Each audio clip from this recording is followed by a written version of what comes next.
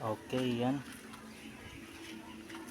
Assemble naman ulit tayo ng panibagong unit kasi na ano na yung isa, na sold na yung isa.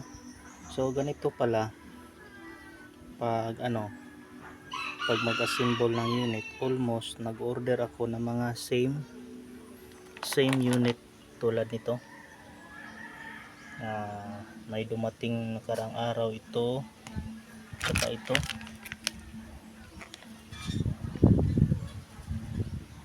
Yan. Ito naka-stock na to dati.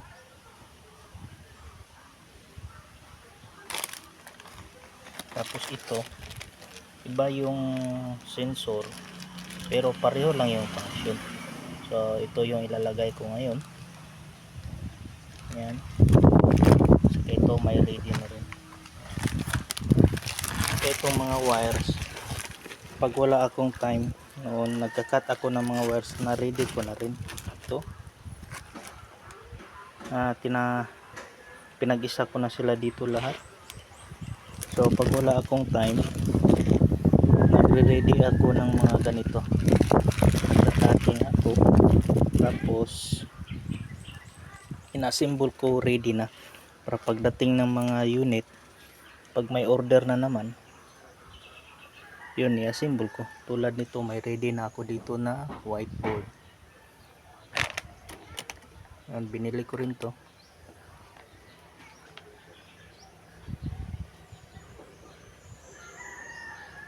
So ito, umpisahan muna natin.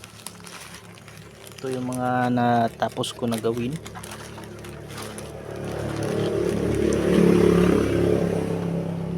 Yan sila. So install na lang natin doon. Tsaka ito, yan, marami akong stock nito. Ito yun siya, para hindi na tayo mahirapan mag bili-bili pa. Kaya nag-stock na ako ng mga parts. Almost lahat ng mga parts na kinakailangan ini-stock ko na. Tulad nitong safe load sensor, dalawa na yung binili ko. Although ibang model ito, pero pareho man lang din yung function. At saka itong indicator, may isa pa ko stock, tapos may isa na nakakabit dito. Yung iba i-orderin ko pa. Tulad nito, may isa pa dito, para ready na rin. Order din ako ng inverter at saka charge controller. So on the way pa yung inverter at saka charge controller at saka yung multifunction relay. So ano pala, yung una sold na yun. Ito pangalawan naman, pag ma-sold naman to, darating naman yung parts dito, i-assemble naman natin. Pero almost identical lang yung in-order ko na parts. Okay, isahan natin. Okay, tapos natin yung alisin na natin itong mga hindi kailangan dito para maumpisahan na natin yung trabaho natin. Okay, stand ko lang yung camera.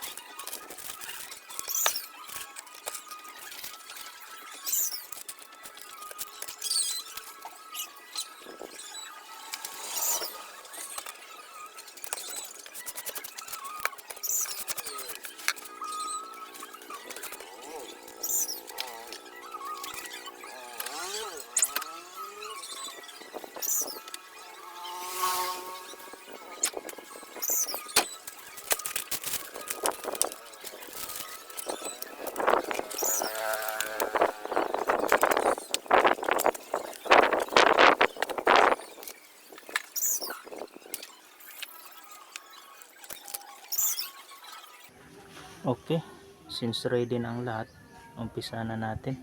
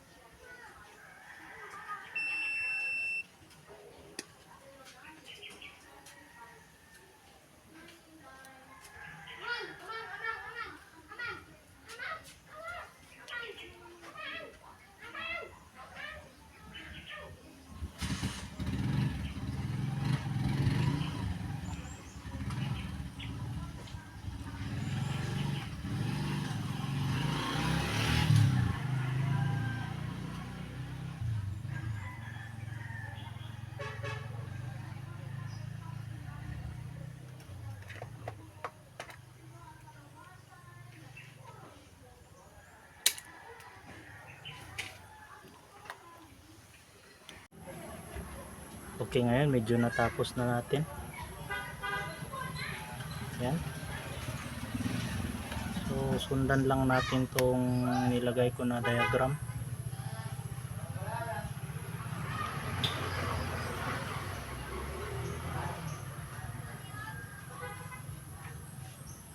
Yan sa ATS, safe load control, sa LVD, low voltage disconnect, at saka 11 pin relay.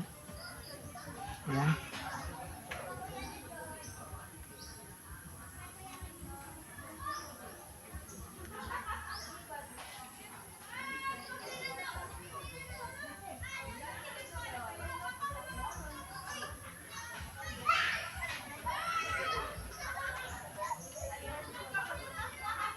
Ito na lang, isolder ko ito ngayon.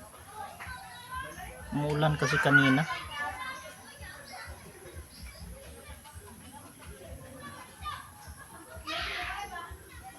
So, yan yung mga gamit natin.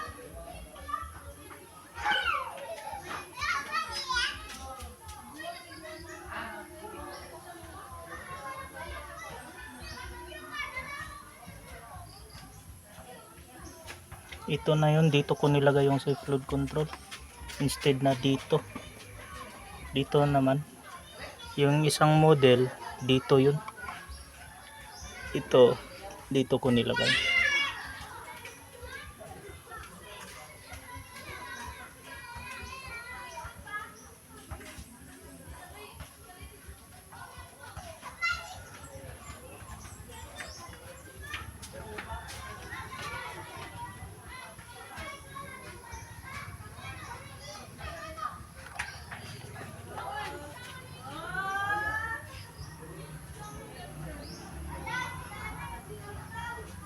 Okay, i-test natin ito mamaya.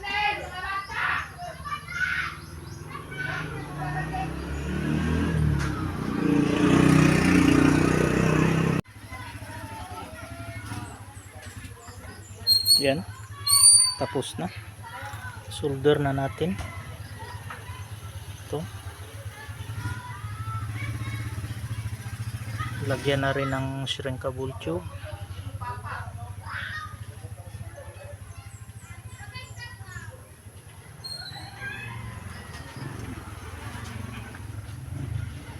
So ito yung sa AC input,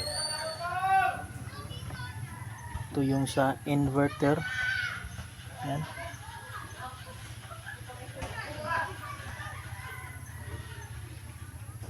Tapos ito yung sa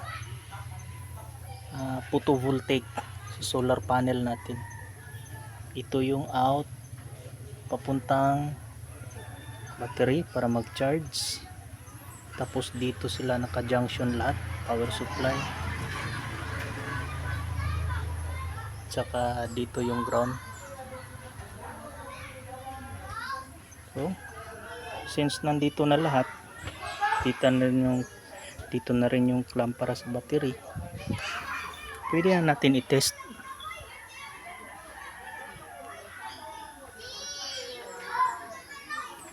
So iwan muna natin itong mga gamit dito.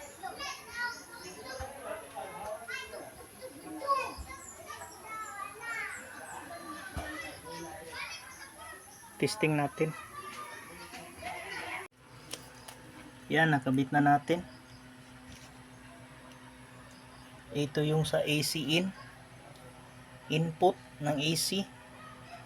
Ito yung input ng inverter, battery, tapos solar panel. So nagbi-blink na siya kasi hapon na ngayon. Tapos ang inverter naka-off pa kasi wala pang load, kasi naka-cut off yan dito. So pero naka-on na siya. Yan, switch na natin yung on. So mamaya pag may normal load na, magno-normal na yan. So malaman yan dito, iilaw tong green. Videoin natin mamaya kapag matapos nag-andar yung ref. Nag-andar kasi yung ref, kaya heavy load, pula. Patayin natin yung ilaw. Ano ba pagpatay ng ilaw nito?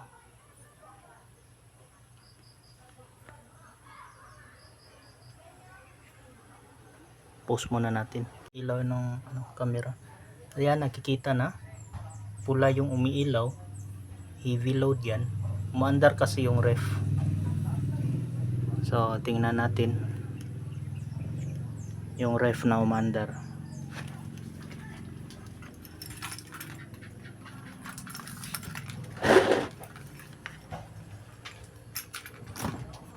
Yun. Rinig nyo yung andar. Palapit natin dito sa likod. Okay, yan yung andar ng ref.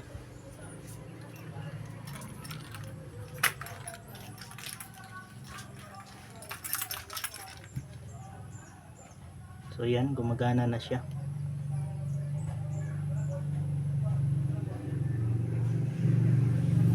Pag may normal load mamaya, green naman tong ilaw mamaya. Tapos aandar itong inverter. Okay, mag-upload tayo ng bago pagkatapos nito sa next video na naman. So dito na yung iba na yung safe load sensor. Wala kasing available nung dati kasi nabenta na kasi yung isa eh.